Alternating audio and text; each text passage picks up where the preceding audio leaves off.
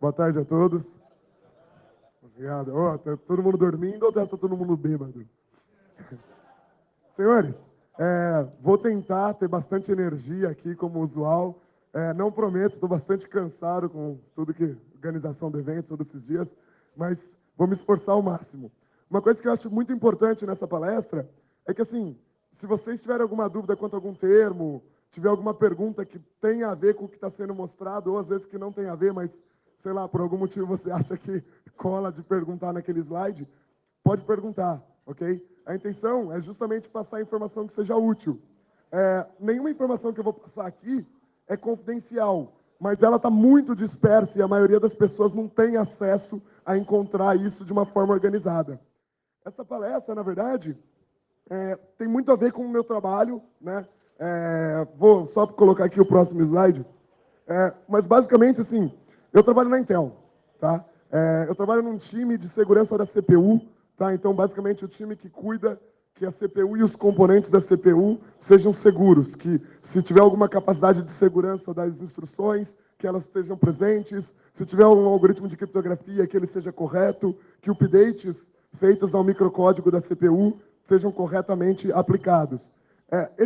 Nesse trabalho, né, quando eu entrei na Intel, eu não entendi exatamente por que a Intel queria que eu fosse trabalhar para eles. Eu sou um cara que veio de software. O mais baixo nível do software possível, né, o mais próximo do hardware, então, assembly, modos de execução de processador, mas ainda assim software. Então eu fiquei meio assim. Só que quando eu comecei a trabalhar lá, eu comecei a ver o quanto existe de software dentro do computador moderno. Tá? Eu estava muito desatualizado sobre diversas mudanças da arquitetura. Eu tinha, na verdade, uma dessas opiniões que é o mais comum de se ver, que é que o computador não tem mudado muito. Né? De fato, a nossa experiência com o computador não tem mudado muito, mas o computador em si mudou demais. Então é sobre isso que eu vou falar. Então, fiquem à vontade se surgir questões, se surgir perguntas e tudo mais. Uma coisa importante, eu não sou da Intel Security, eu não sou da McAfee, ok? Tipo, eu trabalho com CPU, eu não tenho nada a ver com software de segurança. Bom, eu já vou começar antecipando algumas perguntas que as pessoas às vezes fazem. Uma delas é sobre o gerador de números aleatórios, que está presente na CPUs Intel. Se alguém perguntar, ele é forte? Ele é um gerador forte. Obviamente, ele não é tão forte quanto um gerador de um hardware específico, mas ele usa a entropia inicial gerada por fatores físicos e a gente chama ele de um gerador de números aleatórios digital. O que isso quer dizer? Que é a grande crítica que é feita a esse gerador. Quando você fala que um gerador ele é digital, quer dizer que ele, de alguma forma, ele gera o começo da entropia e ele expande isso via um algoritmo. Tá? Então, ele não é 100% um gerador físico. Isso é feito para dar maior performance para esse gerador. Ele é seguro, ele é bom, ele é muito melhor do que se não usasse, se fosse só software. Agora, se você realmente quer fazer uma implementação extremamente crítica, use um dedicado de hardware. Uma outra questão, existe um modo de execução conhecido como AMT, eu até vou falar um pouco sobre ele, tá? Só que, assim, existe uma pesquisa bem legal que o pessoal do Insinuator tem feito. Se vocês não conhecem, a galera do Insinuator é o pessoal da Alemanha. Inclusive, tem dois caras dessa conferência alemã, que é a Troopers, que estão aqui também palestrando no H2HC. E eles estão fazendo uma série de blog posts sobre o assunto. Então, eu não quis destruir o que eles estão descobrindo. Porque algumas coisas que eu ia falar, na verdade, eles talvez em algum momento vão descobrir. Bom, uma coisa importante, algumas definições. Muita gente não entende que existe uma diferença entre o que é arquitetura e o que é microarquitetura. Então, em geral, a melhor forma de dizer assim, pense que a arquitetura do seu computador é aquilo que tem a experiência do usuário. Isso é arquitetura. Isso, de fato, não muda tanto. O que seria mudar a arquitetura? Seria adicionar novas instruções, por exemplo. Então, quando saiu o x64, por exemplo, isso foi uma mudança arquitetural, certo? Adicionar novas instruções, adicionar coisas que interferem com o programa, com o modo como o usuário percebe o computador, isso seriam mudanças arquiteturais. A microarquitetura são coisas que são internas do processador. São coisas que, em geral, são mudadas de geração para geração. A maioria delas é completamente reescrita. E muitas coisas dela, inclusive, não é compatível entre uma geração e outra. Só que o usuário não tem essa percepção. A única coisa que a gente pode dizer que seria uma exceção a essa definição do que o usuário percebe para o que o usuário não percebe, seria a parte de timing e performance, que obviamente o usuário percebe, né, que melhorou a performance, mas isso é uma mudança microarquitetural. Muito bom. Então, assim, eu quis só colocar essas definições, tá? Eu sei que para algumas pessoas elas são muito básicas, para as outras nem tanto, mas para dar algum exemplo de algumas coisas que são arquiteturais. Então, sei lá, registradores, tamanho dos registradores, instruction set, né, que são as instruções, modos de endereçamento, tudo isso é arquitetura. E já na microarquitetura, a gente está falando do tamanho dos caches, a predileção de branches, o tamanho da memória física, número de unidades de execução, né? Então, se a sua CPU tem lá 8 cores, então tudo isso é microarquitetural. Isso não faz diferença para a percepção do usuário. Bom, o seu computador hoje, ele basicamente é assim, tá? Isso aqui é a plataforma do computador. Antigamente, nós tínhamos um elemento aqui, né? Que essa aqui é a South Bridge, né? Que agora a gente chama de PCH. Antes da South Bridge, a gente tinha para cima dela, a gente tinha a North Bridge. Ela não existe mais, ela veio para dentro da CPU. Tá? Então, aqui em cima, tá, onde vocês estão vendo Core, Cache, GFX, que é gráfico, o agente de sistema, controlador de memória, tudo isso daí é dentro da CPU agora. Tá? Por isso que a CPU está se tornando cada vez mais complexa, porque um monte de coisa que não era na CPU veio para dentro da CPU. Obviamente, todos esses outros dispositivos que se conectam na plataforma também têm que ser seguros. Certo? O seu computador como um todo tem que estar seguro. A sua CPU tem que ser segura. Os dispositivos conectados na plataforma têm que ser seguros. A Intel, particularmente, mas na verdade isso daí é verdade para todos os fornecedores de hardware modernos, ela oferece um negócio que é conhecido como Secure Boot. Muita gente mistura isso com boot protegido do Windows. Uma coisa não tem nada a ver com a outra. O Secure Boot, quando a gente fala em termos de hardware, é você garantir que o firmware que esse hardware está executando ele está correto, ele vai ser inicializado corretamente. Obviamente, para você poder garantir isso, você tem que ter algum mecanismo de update para o seu firmware, porque se tiver bug você quer corrigir, mas ao mesmo tempo, você não quer que alguém malicioso atualize o seu firmware. Vocês devem ter escutado bastante sobre o tal do Bad USB. Né? Todo mundo deve ter ouvido falar alguma coisa sobre o Bad USB. Qual que é a ideia? Os caras descobriram que alguns dos fornecedores de pendrive, por exemplo, eles não implementam Secure Boot. Certo? Eles não implementam uma forma real de garantir que o firmware que está sendo inicializado ali é protegido. Então, por exemplo, ontem na SASICOM, o Travis Goodspeed, ele demonstrou a mesma ideia, só que com o HD. O seu HD tem um processador dentro dele, ele tem memória, ele tem cache, ele tem inclusive uma SD dentro do seu HD. Porque o tamanho dos discos começou a aumentar cada vez mais, que os algoritmos para você mexer a cabeça do HD são cada vez mais complexos. Então, você tem processador dentro do seu HD. Esse processador roda software, inclusive Linux. Tá? E o que acontece? Ele também demonstrou. Então, por exemplo, por um erro da Seagate, ele conseguiu atualizar esse Linux que roda dentro do HD. Então, o HD fazia uma coisa diferente do que deveria. O problema sempre vai existir. Porque, assim, se não fosse USB, seria qualquer outro dispositivo que, por exemplo, o seu modem. Tá? Esse é um desafio que faz parte, é inerente do hardware. As pessoas agora fazem isso virar mídia, como se fosse grandes coisas, mas isso é uma coisa que, assim, é o seu hardware. Eu acho que nós, como pessoas de segurança, temos que conhecer cada vez mais para entender esses perigos que tem quando a gente aceita um hardware. Certo? Um deles é isso, o seu hardware pode mentir para você. Tá? Se o firmware dele for comprometido, ele está mentindo. Beleza. Então, só para perguntar aqui, quem aqui já ouviu falar de I/O MMIU ou Intel VTD? Algumas pessoas. Beleza. Então, assim, qual que é a ideia do I/O MMIU? Basicamente assim, o que vocês acham? Isso é um chip ou é um software? Um chip? Tá, então vamos lá, deixa eu começar perguntando diferente. Vou falar o que é o I/O MMIU. A ideia é você ser capaz de, primeiro de tudo, garantir controle de DMA. Imagina que o seu dispositivo era capaz de falar diretamente com a memória sem passar pelo seu processador. Um dispositivo malicioso, obviamente, consegue escrever em qualquer lugar da memória, porque ele não passa pelo processador, então ele conseguia fazer coisas erradas, coisas ruins. FireEye é um dos grandes exemplos. Firewire. A minha voz não está saindo mais. Firewire é um dos grandes exemplos, tá? É um dispositivo que faz DNA e vive sendo comprometido, vive tendo problema. A ideia do VTD é permitir que você controle esses DNAs. Obviamente, isso daí é muito relevante quando você fala de virtualização. Porque imagina que você tem um ambiente virtualizado. Você deu um dispositivo para uma máquina virtual. Você não quer que esse dispositivo faça DNA e escreva na memória de outra. Certo? Então, para isso surgiu o VTD. Beleza.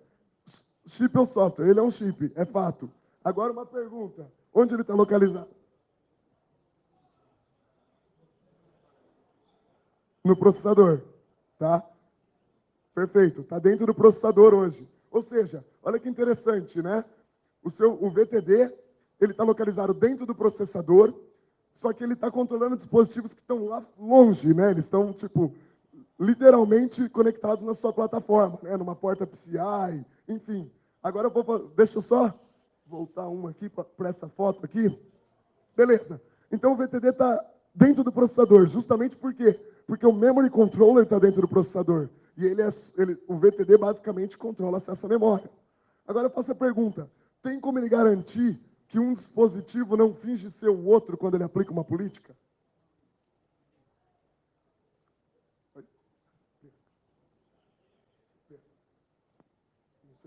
Não sei usar. É muita tecnologia. Então, o memory controller está aqui, que está dentro do processador, certo? Então, basicamente, imagina que você tem um dispositivo aqui, no PCIe Express. Ele tá fazendo um acesso à memória. Vai passar pelo VTD. Só que o dispositivo está mentindo. Ele está falando que ele é um outro dispositivo. Tem como o VTD bloquear isso? O que vocês acham? Imagina um cara aqui mandando a informação aqui, mas ele está falando que, ao invés de ele ser esse cara, ele é esse cara, sei lá. Está mentindo. Na verdade, não tem como. Como é que você vai saber que ele está mentindo? Você está no processador, você não está na plataforma. Você não tem acesso a olhar o que está acontecendo nesse bus para saber que a informação que você recebeu aqui em cima é verdadeira ou é falsa. Ou seja, um monte de gente, quando implementa virtualização e eles vão usar VTD, eles não entendem o desafio que eles têm por trás. Você vai falar assim para mim: ir para ambiente virtualizado é perigoso? Depende de como você está usando esse ambiente virtualizado. Se você pegar um hardware e deixar um pass-through, ou seja, deixar uma determinada máquina virtual literalmente ter acesso direto àquele hardware, o que é muito comum, e esse hardware suportar updates de firmware de forma errada, ou seja, ele suportar um firmware malicioso, porque o atacante, o dono daquela máquina virtual, atualizou esse hardware e colocou um firmware malicioso, não tem nada que o VTD vai fazer para te proteger. Certo? Então, assim, percebam que isso demonstra que um monte de gente de segurança está falando: não, vai para o ambiente virtual. Vai, deve ir. Só que preste atenção, entenda do que se trata quando você tem esse ambiente virtualizado. Existem formas de mitigação? Existe. Só que aí quando você compra a sua placa-mãe, né, basicamente a sua PCIe, você tem que ter certeza que ela tem os mecanismos de identificação do PCIe Express. Coisas que muita gente não faz. Certo? Compra qualquer placa-mãe, coloca no servidor e simplesmente depois vai reclamar porque vai ser onado e nem vai saber como está sendo onado. Isso é que é o mais interessante.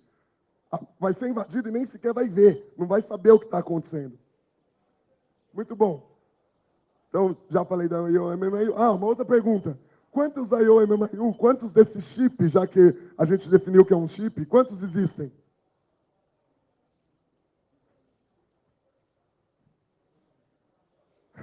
Existem 2. Vou te falar por quê. Imagina o seguinte. Então, por exemplo, esse link aqui, né, o DMI, é o link entre a sua PCIe e o seu processador. Altíssima velocidade. Porque imagina, tudo que é PCIe Express, que já é alta velocidade, todas as comunicações que vão entre PCIe e processador, tem que passar por ele. Então é um link de altíssima velocidade. Muito bom. Aí você tem o Memory Controller. Se você colocar um chip nesse caminho, qual a velocidade que esse chip tem que ter para arbitrar, ou seja, para definir se os acessos são ou não permitidos para todos os dispositivos PCIe Express, para sua placa gráfica?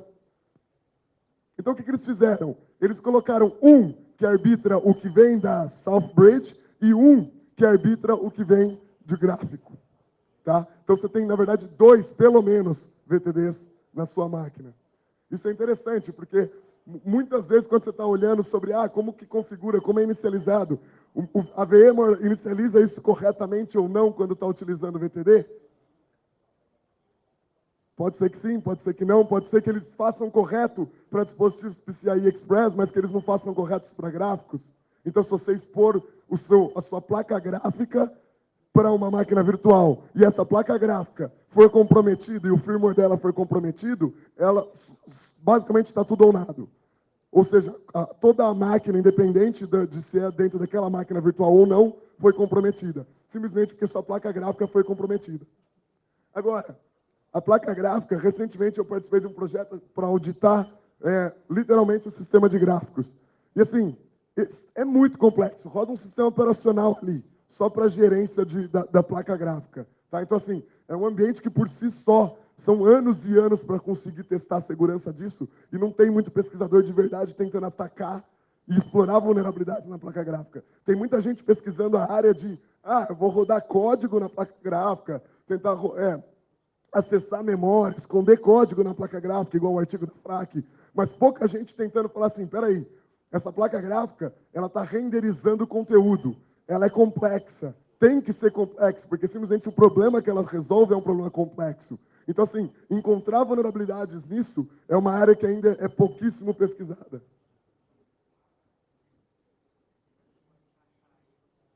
Tá. Tá sossegado. Desculpa, estou com dificuldade aqui com os usuários. Bom, quantos processadores tem na sua máquina, então? Quantos processadores tem na sua máquina, no seu computador? Geralmente as pessoas vão falar 8, 2 processadores com 4 threads cada um, né? Bom, a CPU todo mundo já sabe, né? Então, beleza, isso é obviamente um processador. Agora, quem aqui já ouviu falar do ME? Manageability Engine. Esse negócio é um negócio esquisito, no mínimo, tá? Ele é bem esquisito. Eu vou falar um pouco mais sobre ele daqui a pouco. Mas imagina que ele é um outro processador que está dentro do seu computador, todos os desktops, basicamente, e ele roda um sistema operacional, que é um sistema operacional real-time, enfim, roda um sistema operacional que roda aplicativos Java, que são capazes de fazer coisas independente da sua CPU principal, que tem acesso a tudo da sua arquitetura, toda a memória, sem ser arbitrado por ninguém. Ou seja, VTD não arbitra acessos de memória vindos do MI. Isso quer dizer que, de novo, naquele ambiente virtual, aquela ideia do ambiente virtual, se o seu MI for comprometido, morreu todo o ambiente virtual. Tá? E, na verdade, quase ninguém sabe que isso daqui sequer existe. Existe essa tecnologia AMT que eu mencionei logo nos primeiros slides. A ideia do AMT é você imagina, por exemplo, seu Outlook ou seu Thunderbird. Está o tempo todo recebendo e-mail, mesmo quando seu computador está desligado. É interessante, e realmente é isso que acontece. Essa tecnologia, ela existe para isso. É para você estar o tempo todo conectado, mesmo quando você não está com o computador ligado. Obviamente, ele vai rodar com energia, ele precisa de energia. Se você tirar totalmente a energia, não tem o que fazer, tá? Mas esse cara, ele está rodando. Ele é capaz de receber comandos, ele é capaz de fazer coisas, e a maioria das pessoas não sabem. E o mais interessante, eu ainda não vi nenhum malware explorando isso, mas deve ser muito legal ter um malware que é capaz de literalmente controlar a máquina do cara, acessar os dados do computador do cara, sem o computador estar ligado.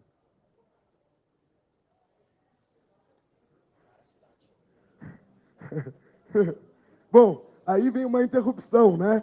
Tipo, vamos ter que tratar a interrupção. Eu mencionei que roda Java, né? Esse cara, só para você ter uma ideia, ele roda um processador chamado Arc, é um processador embarcado pequeno. O sistema é real-time, como eu mencionei, roda Java. É interessante, porque Java, tipo, ele literalmente tem um interpreter Java rodando nesse processador, que está ligado mesmo quando você não quer, você, na verdade, não arbitra se ele está ligado ou não, a menos que você tire da tomada, certo? E assim, ele roda software de terceiros. E tem aqui o link para quem quiser aprender a desenvolver para esse ambiente, né, para o ME, para poder dar uma olhada. Existe um pesquisador que trabalha na X-Rays, ele é um dos desenvolvedores do IDA Pro, o nome dele é Igor, e ele tem feito bastante engenharia reversa do ME. Quando eu entrei na Intel, isso foi uma das primeiras coisas que eu quis olhar o código. Porque eu tinha uma teoria. Imagina o seguinte, você validou a aplicação de um terceiro. Então, esse terceiro coloca, na verdade, uma determinada vulnerabilidade. Porque todas essas aplicações de terceiros que rodam são validadas pela Intel. Essas aplicações têm que ser assinadas. Esse ambiente não permite rodar uma aplicação não assinada. Então, qual que era a minha ideia? A minha ideia era assim, você vai, como um terceiro, desenvolve um aplicativo bom, legal, interessante, útil. Você manda para a Intel, passa pelo processo de validação, de fato, seu aplicativo não é malicioso, é aceito. Mas tem uma vulnerabilidade que você deixou lá de propósito. Você explora essa vulnerabilidade e carrega mais código Java. Esse sim malicioso. Esse seu aplicativo vai estar rodando nas máquinas das pessoas, mesmo quando estão desligadas, e você consegue simplesmente atualizar e jogar mais código Java. Existem mecanismos na plataforma para evitar. Tá? A máquina Java que roda ali fica em tempo real validando que o código Java que ela está rodando, de fato, é o código correto. Mas, assim, para mim, isso daí é um problema indecidível. Um problema indecidível quer dizer que, por mais que eles façam algo muito bom e muito difícil de ser quebrado, não tem como ser impossível. Ok? Obviamente, isso iria exigir que o terceiro fosse malicioso. O processo de cadastro de terceiro é relativamente controlado, mas é uma coisa que é importante que se saiba. É uma coisa que é importante que as pessoas entendam sobre o computador delas. Falando de processador ainda, existe um outro processador que pouca gente conhece, que é a PCU, ou Power Control Unit. É um processador que também está lá dentro do seu computador, que também é independente da sua CPU, tá? E, basicamente, ela roda um sistema operacional puramente escrito em assembly. Esse sistema, ele roda, o chip que roda, imagina que ele é um x86 bem velho, ou estripado, sei lá, quase sem as coisas, não é um x86 completo. Então, ele tem uma AISA similar ao x86, mas não é exatamente. Ele basicamente tem watchdogs que ficam olhando voltagem. Mas, de novo, ele é um sistema operacional, ele tem um sistema operacional, ele tem código, ele está rodando, ele controla se a sua CPU ganha ou não ganha energia. Aí eles chegam e tem um modelo de Harvard. Eu não sei se já ouviram falar da arquitetura Harvard, mas a ideia é você separar o que é a memória que você usa do que é a memória de onde está o seu código. Beleza. Uma das coisas que acabei percebendo é o quê? Ele tem uma arquitetura de Harvard, mas ele tem que permitir atualizações. Algo que permite atualizações indica que aquilo que em teoria seria read-only tem que poder ser escrito ou, de alguma forma, alguma coisa que está em RAM tem que poder ser executada. E, de fato, é isso que ele acontece. No momento de você aplicar um patch nele, ele simplesmente permite a execução de código na RAM dele. Ou seja, ele é uma arquitetura Harvard, mas não é.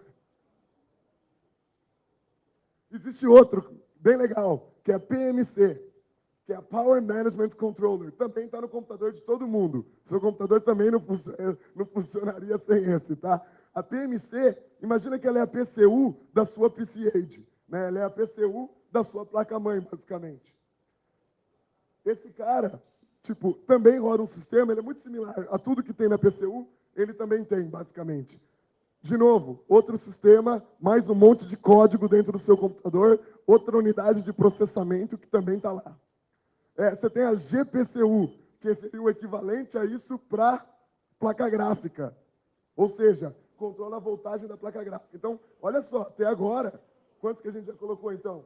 Sua CPU em si, PCU, PMC, GPCU e ME. Já foram 5 processadores que tem dentro do seu computador. Beleza, continuando então. Sua placa Gigabit Ethernet. Ela também tem um processador, ela também roda código, ela também tem um mini sistema. E, inclusive, já foi feito pesquisa nisso. Eu recomendo seguir esse cara, o Arrigo. Ele é um italiano e ele tem uns projetos bem interessantes. Um deles foi esse Project Monks, onde o que ele fez? Ele conseguiu mostrar que ele conseguia atualizar o firmware da placa Gigabit dele. Obviamente, fazer engenharia reversa disso não é simples. Ela não foi feita para te permitir debugar. Obviamente, também é muito pequeno, porque o firmware original era muito pequeno. Então, ele queria fazer alguma coisa que fosse interessante, só que não cabia nenhum payload realmente grande. Então, o que ele acabou fazendo? Ele usou o fato de que a sua placa Gigabit Ethernet é capaz de se comunicar com outros dispositivos para colocar o rootkit em um outro dispositivo e na placa Gigabit Ethernet, ele simplesmente identificava a conexão que era a dele, maliciosa, para daí mandar todo aquele tráfego de dados que chegava pela placa Ethernet, que era do malware dele, e mandava para outro dispositivo, de fato, processar. Com isso, ele fez um malware que roda em 2 dispositivos no seu computador e que é impossível o seu sistema ver. Não tem como. O seu sistema profissional não vê o que está acontecendo. É totalmente rodando em processadores, inclusive independentes do seu sistema profissional. Você recebendo dados na placa de rede, mas a sua placa de rede fala, opa, peraí, esse aqui é um dado de controle do meu código malicioso, manda para outro dispositivo, sei lá, o código malicioso quer que eu leia o disco. Lê o disco, manda de volta, sem ninguém ver. Muito bom. Esse cara também, ele descobriu um problema no sistema de updates da AMD, de microcódigo. Eu não sei se vocês sabem, mas basicamente o que é o microcódigo? Eu vou até falar um pouco mais sobre isso daqui a pouco. Mas o microcódigo é um código. Imagina que hoje, quando você tem assembly, todo mundo acha que assembly é o mais baixo nível, eu pelo menos achava.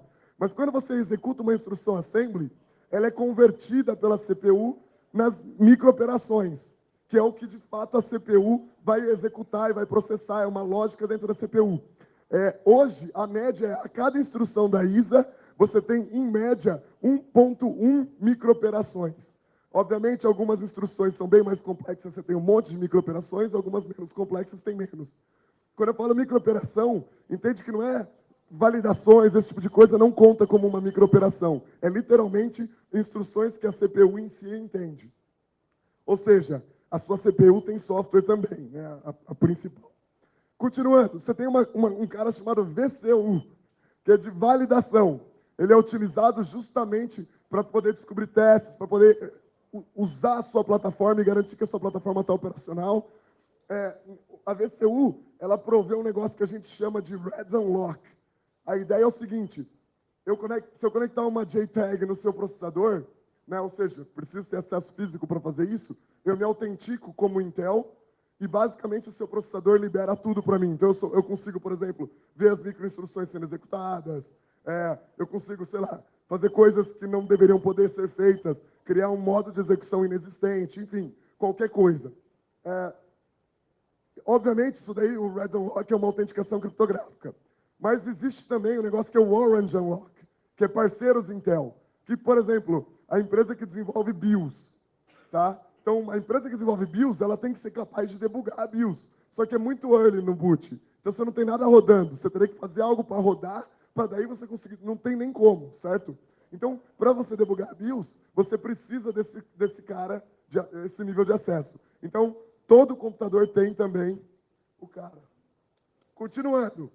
BMC. O BMC também teve muitas vulnerabilidades relacionadas a isso. O BMC ele é só para servers, ele não é arquitetura client. Mas, inclusive, a Rapid7 mostrou uma vulnerabilidade que era assim, Stack Overflow clássico no nome de usuário de autenticação. E aí depois também tinha o Stack Overflow clássico na senha de autenticação, assim, tela de autenticação. O BMC é um negócio que, assim, ele é desenvolvido, obviamente, por, sei lá, N empresas. No caso dessa vulnerabilidade da Rapid7, foi a Supermicro. Então, imagina que você tem uma interface chamada IPMI. O BMC basicamente usa as funcionalidades dessa interface para implementar coisas de gerência no seu servidor. Essa interface, ela dá acesso a tudo do seu computador, literalmente. Um software usando essa interface, ele é capaz, por exemplo, de ler a memória, de escrever na memória, mandar informações nos barramentos, enfim, tudo. Obviamente, ele existe por um bom propósito, para você poder fazer esses softwares, esses sistemas de gerenciamento. Só que aí vem, por exemplo, a Supermicro ou, sei lá, outras empresas e implementam esse software de uma forma não necessariamente convincente em termos de segurança. Né? Nesse caso, da Supermicro roda Linux, inclusive. Bem desatualizado. Legal. Então vamos lá. Quantos modos de execução o seu processador tem? Todo mundo aqui conhece, né? O modo real, o modo virtual, o modo protegido, modo SMM, né? São modos de execução da sua CPU. Isso aqui é o que todo mundo conhece, né? Mas aí, Tipo, inclusive, sobre SMM, teve um artigo recente na POC GTFO, é uma revista que, inclusive, algumas edições são lançadas durante a H2HC, onde os caras mostraram como usar um desses modos de execução para poder implementar um sistema de monitoramento de rede. Obviamente, o propósito é dual, né? A ideia do artigo era mostrar o uso malicioso da ideia. Mas existem outros modos que pouca gente fala. Sei lá, se você estiver pensando em x64, você tem o modo 32 estendido ou o modo 64 bits, mas não é exatamente uma forma de execução diferenciada do processador. Mas quem que já ouviu falar do VTX? Que é recurso de virtualização, não é o VTD, tá? Eu adoro as siglas que a Intel usa. Mas, enfim, o VTX é a capacidade de suporte à virtualização em hardware, né? Para você não ter que fazer isso em software. Quem que já ouviu falar do SGX? O SGX é uma nova tecnologia, eu vou explicar um pouco mais. Especificamente é uma das que eu estou responsável por garantir a segurança. Bom, tudo isso é meio que bullshit, né? Na verdade, beleza, e o que eu posso fazer? A verdade é, a intenção aqui por enquanto, é só mostrar para vocês como é complexo. Tá? É só mostrar. Essas informações são todas públicas. Tudo que você pesquisar ali, você acaba achando. Agora, como deu para perceber, quando você põe tudo junto, que dá para dar uma noção do que realmente está acontecendo, né? Beleza. Mas desses modos em si, um é novo, né? Que é o SGX, não está nem disponível ainda. Segundo a Wikipedia, vai ficar disponível em 2015. Eu não sei. É o que diz a Wikipedia. Mas existem outros modos. Existe um modo chamado CRAN. Alguém já ouviu falar do modo CRAN? Bom, existe um modo também chamado CAR. CRAN quer dizer Cache as Run. E CAR também. Olha que legal. Mas eles são diferentes. Eles querem dizer a mesma coisa, mas eles são completamente diferentes. CAR alguém aqui já desenvolveu rootkit para BIOS? Beleza. Obviamente, quando você está desenvolvendo algo muito cedo no boot, você não tem memória. Né? O computador não inicializou memória, sua BIOS não executou. Então, você não pode fazer, por exemplo, um call em assembly. Porque quando você faz um call, isso daí tem que colocar um endereço de retorno na stack, mas você não tem memória, então você não tem stack.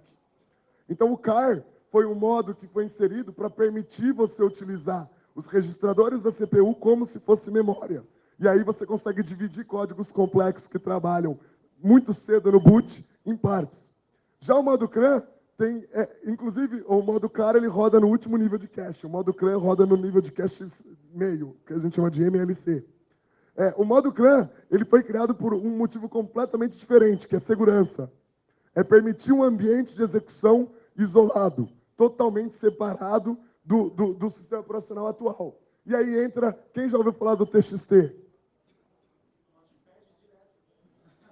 Pato, Notepad++, VI, todos eles são muito bons com TXT. De novo, eu adoro os nomes que a Intel dá para as coisas, porque você nunca vai conseguir procurar no Google por TXT e achar algo relevante sobre o assunto, né? Mas, bom, o TXT, qual que é a ideia dele? Ele foi criado para permitir, imagina que você está executando. Seu computador está lá executando. A gente sabe que não pode ser confiável. O estado de execução de um computador, em algum momento, ele não é confiável. Porque essa máquina pode ter sido comprometida, ela pode ter sido infectada, o sistema operacional pode ser malicioso.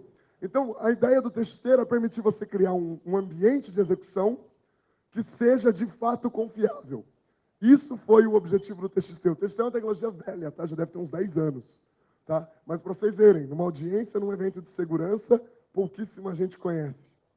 Infelizmente, é um exemplo de como às vezes a gente tem tecnologia, mas está todo mundo tão preocupado em comprar produtos que tecnologia que estão lá já de graça, pouca gente usa. Uma coisa legal desse modelo, qual que é o problema do TXT? O problema é que ele sempre foi meio complexo para você usar. Tá? Ele sempre foi. Mas ele realmente consegue te deixar usar um código mensurado num ambiente completamente isolado de segurança.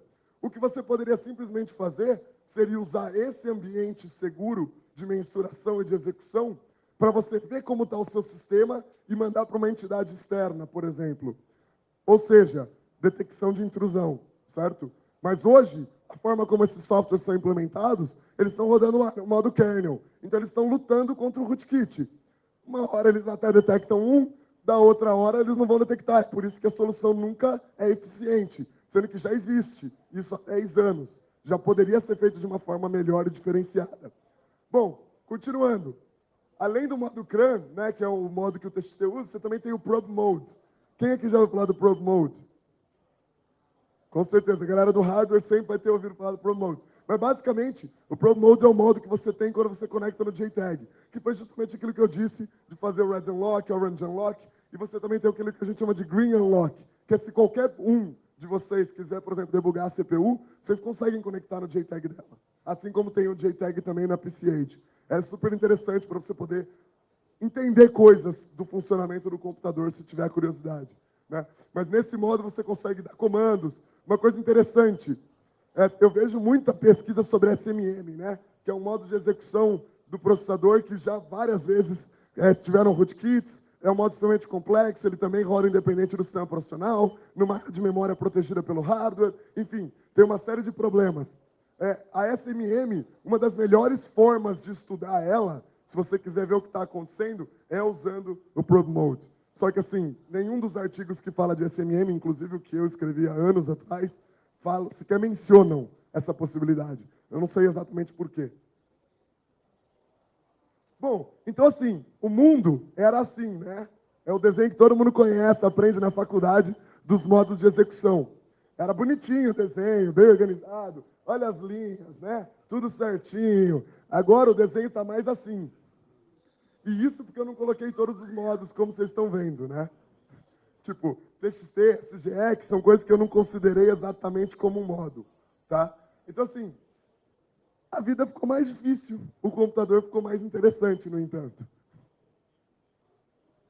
Beleza. Eu digo que existem 6 passos para a gente debugar uma coisa, né?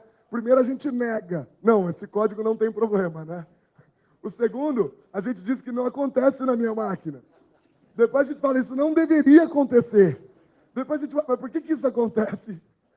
Finalmente a gente, realmente tem o problema. Até que então a gente chega na sexta, que é, como isso sequer funcionou um dia?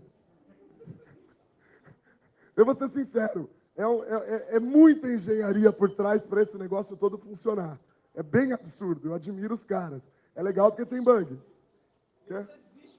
É fato, não tem como não acreditar. Quem não acredita não conhece como o computador funciona. Bom, então beleza. Como eu disse, né?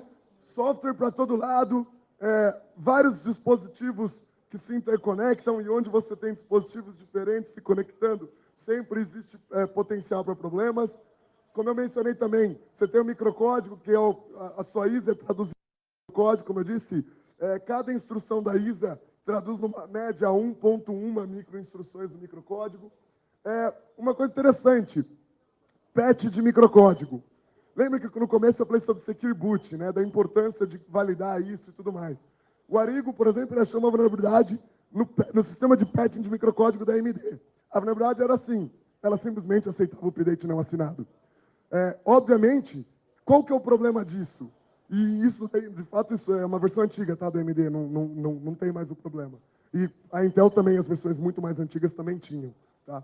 Qual que é o problema disso? O problema é que agora o cara consegue colocar, se ele conseguir atualizar o seu microcódigo, ele é capaz de colocar um rootkit, que simplesmente, não importa o que você está executando no computador, o que o computador faz é completamente diferente. Completamente. Ele pode fazer o que ele quiser, na verdade.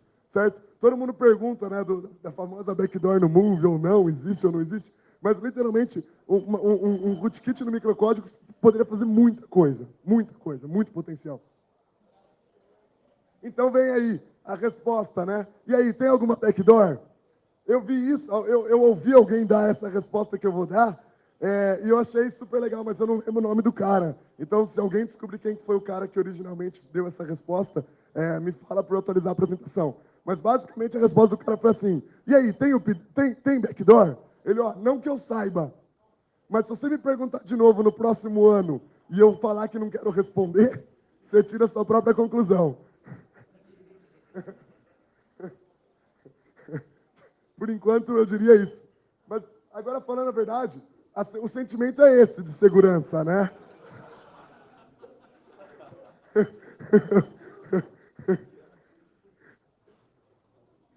Bom, uma coisa importante, e agora falando sério, tudo isso é só para mostrar que é complexo, que existem N coisas potenciais, e a importância do pesquisador entender os problemas, porque a galera está todo mundo usando coisas sem ter a menor noção. Então todo mundo vai para a virtualização, o que na minha opinião é bom, porque dá a chance da gente refazer um monte de coisa que estava errado, mas eles vão sem entender o que eles estão fazendo. E esse é o grande erro, sem de fato entender a tecnologia por trás daquele modelo. Uma coisa que eu acho em relação a backdoor, eu acho que não tem por que ter uma backdoor diretamente no hardware desses. Simplesmente porque tem tanto jeito mais fácil e muito menos arriscado de você fazer a mesma coisa. Então, por exemplo, interceptar logística, explorar vulnerabilidades. Pessoal, assim, tem bastante errata de CPU? Tem. Só que se você parar para pensar a complexidade desse cara todo, tem pouca errata. Certo? Beleza, o nosso time é bom pra caramba? Talvez, deve ter nego bom lá. Eu já fui o pior exemplo. Mas deve ter nego bom, certo? No nosso time olhando. Legal. Se a gente está achando todas as unidades? Não, não estamos achando todas. Tenho certeza que não estamos. É muito complexo, é muito grande. Ou seja, por que não simplesmente uma determinada entidade interessada em explorar, simplesmente não acha uma falha, coloca pesquisador para fazer? É possível que já esteja acontecendo, é difícil saber. E interceptação de logística é um negócio que, assim, é muito mais trivial. Você aproveitar que todo o ecossistema tem que ser seguro para o computador estar seguro, do que você querer, de fato, colocar uma backdoor. Então, vou dar um exemplo. Lembra que vazaram um monte de informações da NSA? Eu não sei se vocês sabem, mas é crime se quer acessar essas informações que vazaram, porque elas estão classificadas lá como top secret, então, se quer ler aquilo é crime. Então, vamos dizer que eu poderia ou não ter lido, ou algum amigo meu poderia ou não ter comentado comigo, poderia ou não ter ficado sabendo.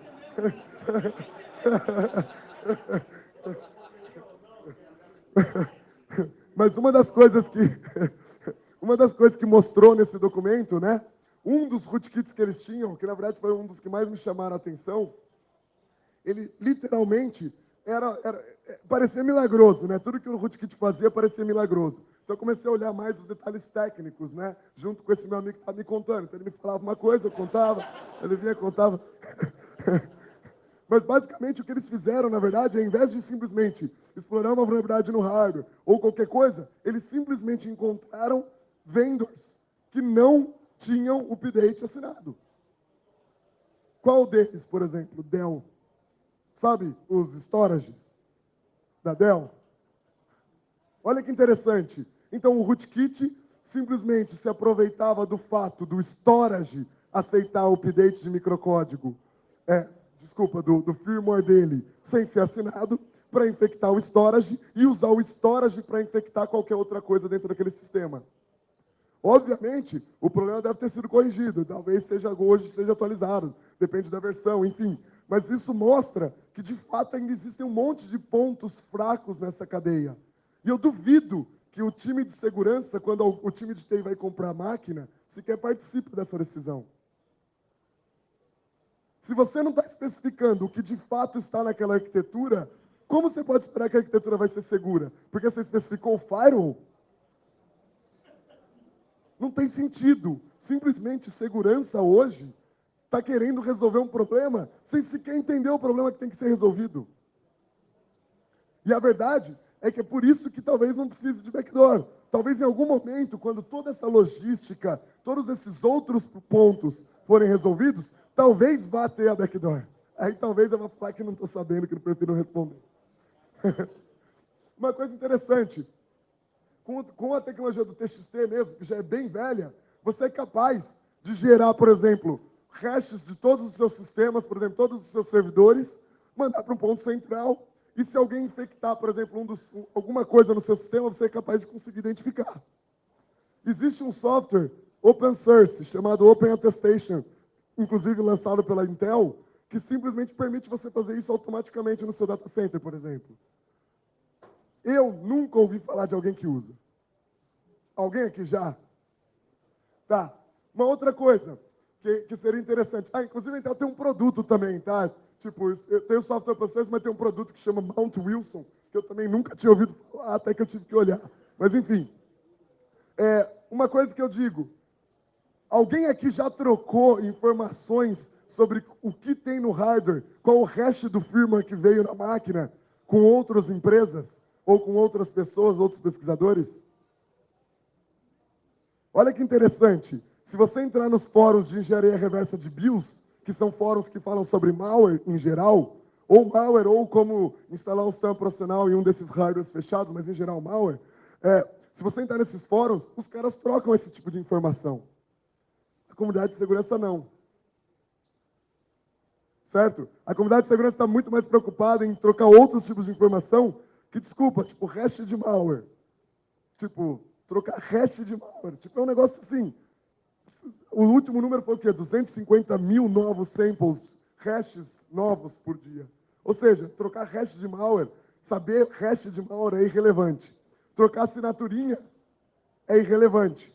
A informação relevante que poderia estar sendo trocada, por algum motivo, optou-se por nem sequer saber se ela está lá.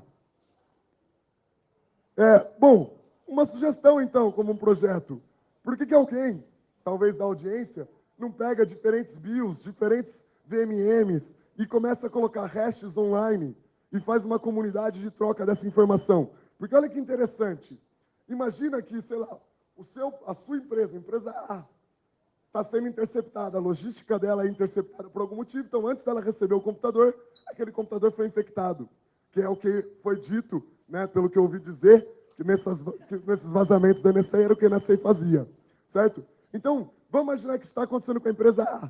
Olha que legal, a empresa A vai colocar diversas informações que ela está pegando no sistema dela, online, falando, comprei da empresa tal, modelo tal, isso aqui é a versão que eu tenho, e isso aqui é o que o resto está dando, por exemplo. Aí a empresa B, que está comprando esse mesmo hardware, mas no Japão, tem algo diferente.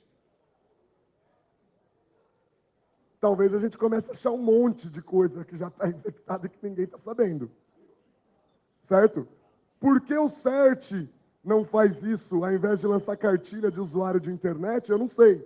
Mas eu acho que é possível ser feito. Eu acho que alguém pode tomar e tentar liderar e fazer isso. Não vou ser eu, tá? Dá trabalho pra caralho.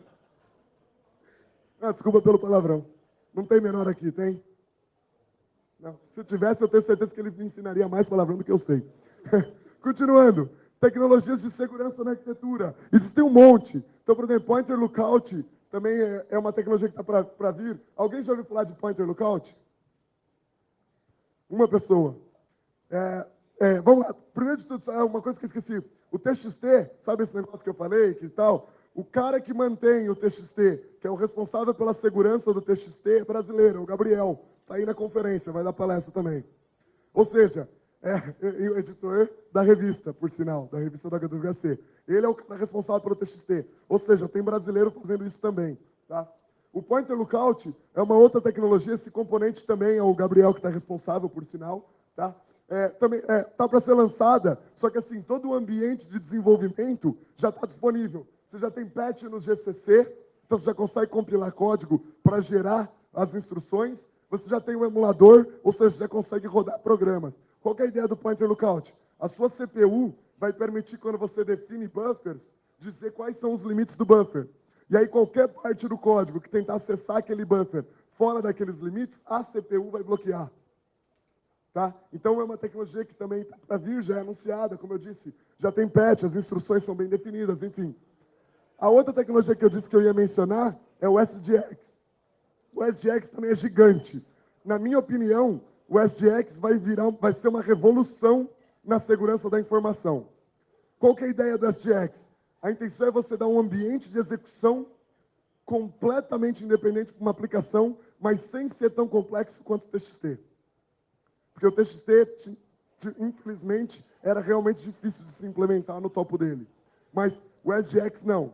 Ele vai basicamente ser a mesma coisa que o natural, o seu sistema operacional, o seu compilador, que vão fazer o serviço para você de inicializar esse ambiente. E eu vou dar uma explicada de como isso daí funciona. Como eu disse, o SGX especificamente, eu sou a pessoa responsável por garantir a segurança dele. Ele tem muita coisa, muito código.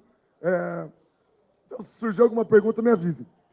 Mas imagina o seguinte, hoje, qual que é o modelo de segurança atual, né? Então, você tem um sistema operacional rodando no hardware, você tem as aplicações que podem ou não se comunicar, o sistema operacional que vai arbitrar as formas de comunicação dessas aplicações, né? Ele é capaz de falar, ó, essa aplicação está isolada na memória, isolada dessa outra, enfim, esse é um modelo hoje, né? Obviamente, esse modelo é bonito até que alguém vai lá e explora o seu sistema operacional. Explorou o sistema operacional, acabou a segurança do todo, certo? O seu sistema operacional deixou de ser confiável, morreu tudo. Então, assim, fazer plugin bancário que força todos os usuários a instalar Java não melhorou a segurança de ninguém, na verdade piorou. Porque o plugin bancário não vai impedir o modelo de ataque que um malware utilizaria e ainda expõe os usuários ao Java, que é Just Another Vulnerability Announcement. É o que quer dizer Java. Não tenho nada contra, tá? Bom, se você pensar dentro como que o SGX vai conseguir fazer isso? O que o SGX quer fazer? Ele quer dar um ambiente isolado de execução.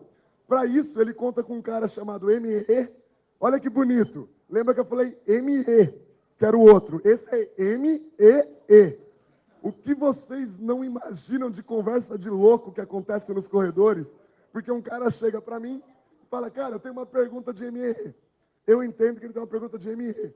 Aí ele começa a me perguntar das definições de coisas, de implementação, enfim. Aí ele me pergunta uma coisa de um chip, eu estou respondendo uma coisa de outro. É lindo. Enfim, o ME, ele é um chip que vai arbitrar os acessos a um range de memória, uma localidade da memória. Então, quando o dado sair da CPU para aquela área de memória, ele vai ser encriptado. Então, sabe aquele negócio que todo mundo pede há anos sobre você ter memória encriptada? Literalmente, a memória está encriptada durante toda a execução da sua aplicação. E não é igual é hoje, que você encripta, mas aí você é obrigado a decriptar a hora que você vai utilizar. O ME vai te prover. E olha que legal, a academia fala um monte de homomorphic encryption, que é a ideia de você ser capaz de acessar dados já criptografados. Essa ideia é muito mais simples de implementar, é muito mais performática e funciona bem hoje, enquanto a academia ainda está lá nos sonhos. Bom, qual que é a ideia? Então pensa que você vai pegar, ao invés de você ter todo o sistema operacional confiável, a sua própria aplicação vai poder criar containers, e esses containers são totalmente isolados. O sistema operacional não tem acesso a ela, a própria aplicação não tem acesso a ela. O máximo que o sistema operacional pode fazer é falar, não roda. Mas se não rodar, também o segredo não vem.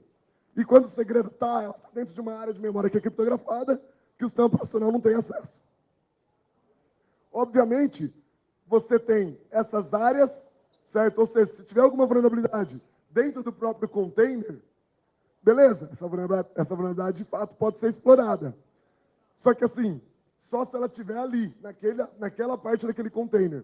Todo o resto da sua aplicação já não faz mais parte desse ambiente vulnerável. Isso sim vai permitir implementar coisas. Obviamente, uma parte do hardware, você também tem que confiar, porque é o hardware que está implementando isso. O mais legal é que o hardware vai pegar, quando ele rodar essa aplicação, ele vai te dar, assinado pelo hardware, o hash da aplicação que ele carregou. Ou seja, não tem como você querer mentir com a aplicação que foi carregada, porque o hardware está fazendo isso, a menos que o hardware, que seria essa parte, né, seja comprometida. O VMM, certo? O seu sistema de gerência virtual, né, ele não vai ser capaz de interferir nisso.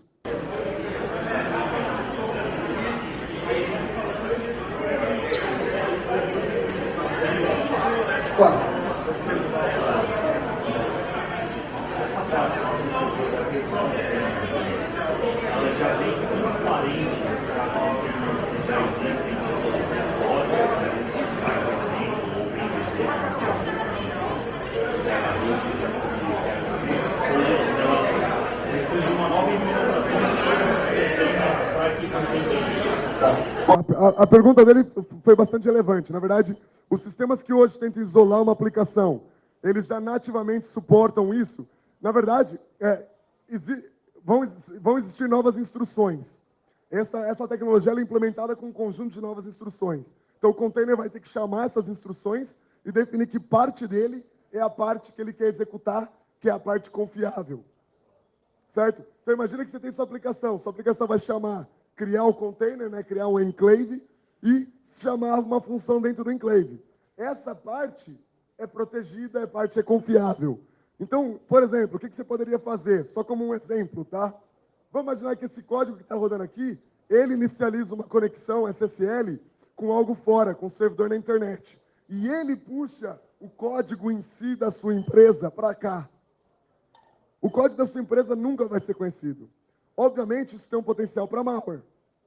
Todo mundo concorda? Porque você pode criar um malware onde o código do malware nunca vai poder ser conhecido. Para isso, para evitar o código de malware, esses caras, esses containers só são ring 3. Eles não são ring 0. Ou seja, o cara vai querer acessar disco e tudo mais, vai ter que pedir para o sistema operacional.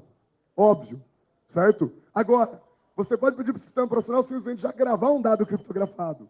Então, o sistema operacional, ele continua te ajudando, mas ele não tem como mais interceptar suas informações. Você está protegido dele. Olha que interessante. Ficou muito mais simples do que era antes do TXT, onde você não tem o sistema operacional. Legal.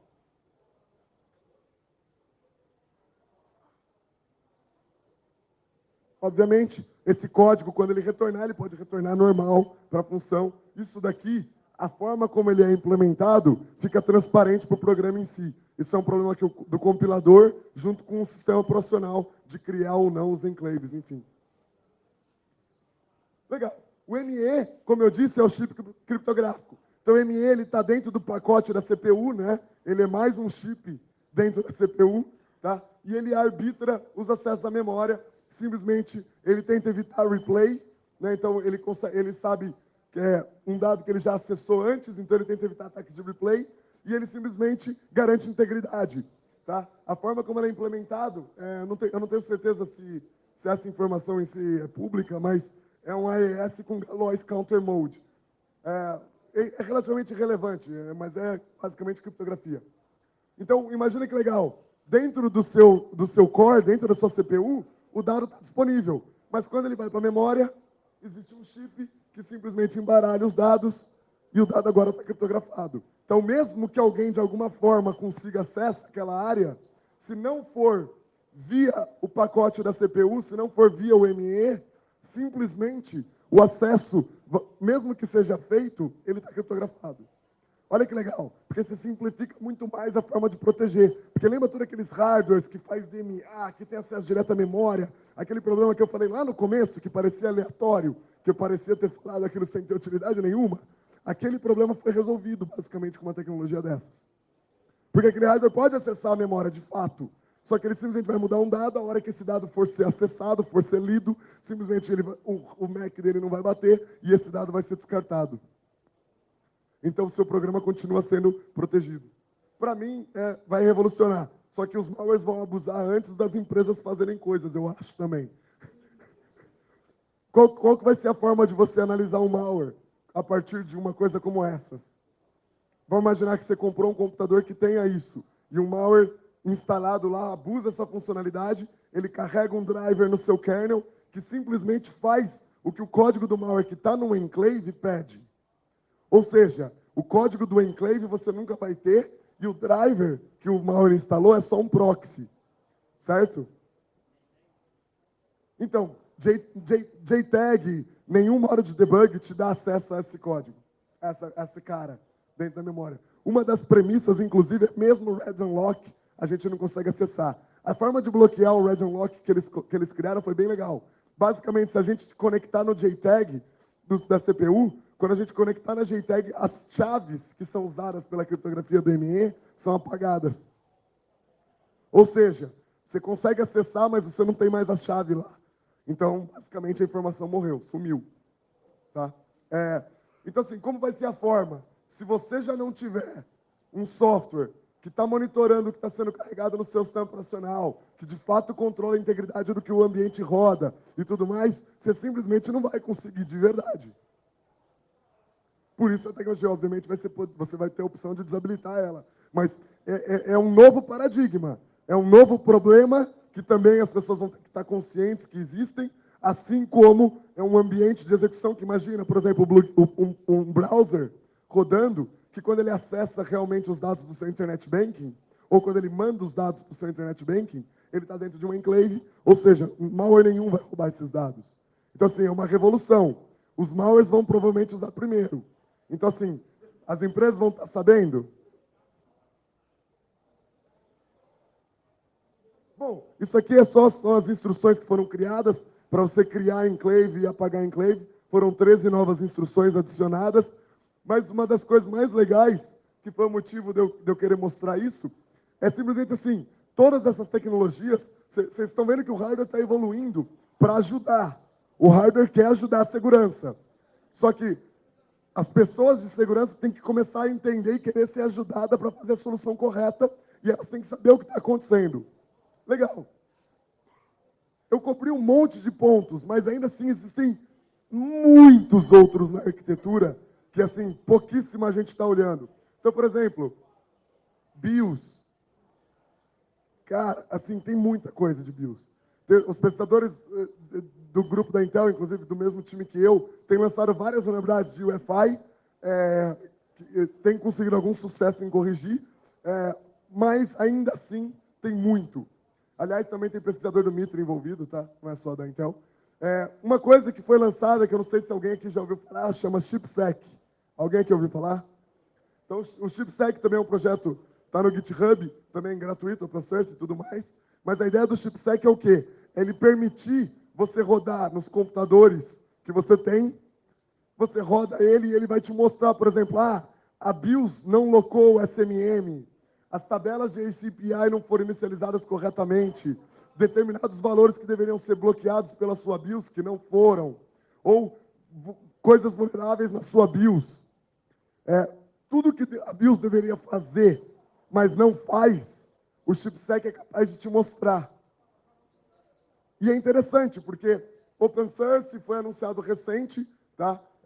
Inclusive, eu tenho algumas contribuições de código no ChipSec, mas o ChipSec em si, as empresas deveriam estar usando, as pessoas de segurança deveriam estar sabendo. Você vê, todos nós estávamos sabendo do Bad USB, que não tem nada de novo. Eles simplesmente mostraram em um vendor que eles descobriram que tinha aquele problema. Enquanto coisas que a gente poderia estar usando hoje para proteger os nossos sistemas, nós não estamos sabendo. Eu acho que nós estamos olhando as notícias erradas. A mídia que está dando essas notícias, obviamente, não sabe o que está fazendo. Então, nós, pesquisadores, temos que trocar muito mais informação e passar o que é correto para que todo mundo comece a olhar para o lado certo. Tá? Então, quem nunca rodou isso, eu recomendo que corra e rode. Vocês vão se impressionar com como todos os fabricantes de BIOS fazem errado. Vários problemas que existem, que a BIOS tinha que estar inicializando áreas que simplesmente ela não inicializa, não loca, não bloqueia. Até hoje. Até hoje. Ou seja, o problema do SMM, de não locar o SMM, é um problema que tem hoje, acho que uns 15 anos já. E até hoje, tem BIOS que não faz. Isso é um dos problemas, mas tem N checks no ChipSec. Então, assim, eu recomendo que todo mundo corra e olhe isso. Mas o mais legal dessas extensões da AISA, né?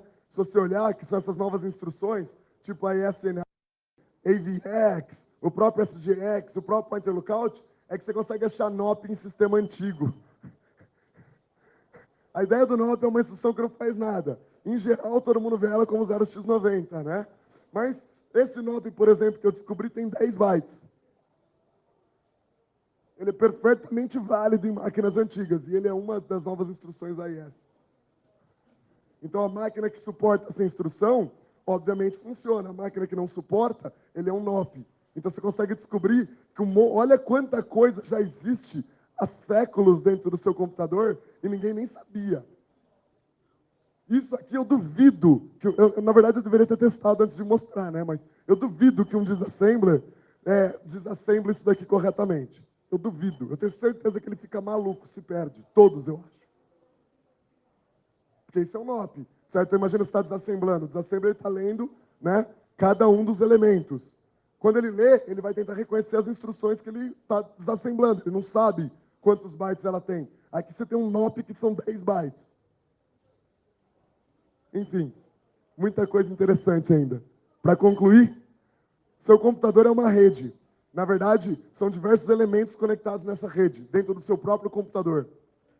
Não adianta você querer proteger nada se o seu próprio elemento básico de funcionamento não está protegido. As decisões têm que ser tomadas baseadas no correto, tem que ser ler, informar, entender de fato aquilo. Não simplesmente sair implementando por sair implementando ou sair usando porque é legal, porque é bonito. Acho que quase todas as informações têm uso dual. Acho que quase tudo de tecnologia vai ter uso dual. O hardware vai sempre tentar ajudar. Mas a verdade é que se as pessoas de segurança não usam, fica difícil. Quem aqui já ouviu falar de STM, por exemplo? Lembra que eu mencionei da SMM, que tem um monte de rootkit, um monte de coisas que usam, que abusam, inclusive um paper novo que foi lançado recente e tal. Então, a SMM, já existe uma tecnologia chamada STM, que permite você arbitrar e dividir os acessos do que a SMM tem. Então, o código rodando na SMM, ele não consegue destruir o seu computador como um todo. Eu não conheço nenhum vendor que implementa. Nenhum. Não conheço o use case dele. Mas a tecnologia está lá, ela existe. Por que as pessoas de segurança das empresas não estão exigindo que essas tecnologias sejam usadas, sejam implementadas, adotadas, ou não estão tentando elas, ou os pesquisadores não estão se unindo para fazer coisas? Eu não sei. Talvez a informação esteja tão dispersa de fato que ninguém mais está conseguindo olhar para o todo. Com isso, muito obrigado. Está aí o meu e-mail. Quem quiser, se quiser fazer alguma pergunta agora também, tá bom. Se quiser depois também, tá bom também. Obrigado, senhores.